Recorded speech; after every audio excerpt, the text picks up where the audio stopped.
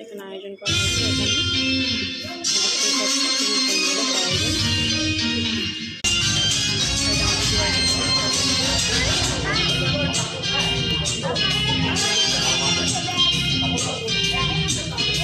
Hello বন্ধুরা, তোমরা দেখতেই পাচ্ছ এখন রাত বাজে 11টা, এখনো প্রচণ্ড পরিমাণে ভিড়।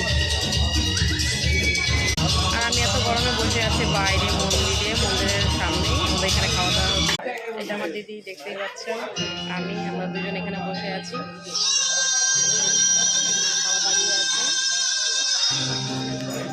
ফাইনালি আমাদের এখন অনুষ্ঠান শেষ হলো। এখন বাজে রাত 12টা। ফাইনালি এখন আমরা খেতে বসবো। আর এই তোমরা দেখতে পাচ্ছ পুরো ফাঁকা। এখন রাত বাজে 12টা। আমাদের যদি ভালো লাগে থাকে তাহলে অবশ্যই একটা কমেন্ট করে জানাবেন। টাটা।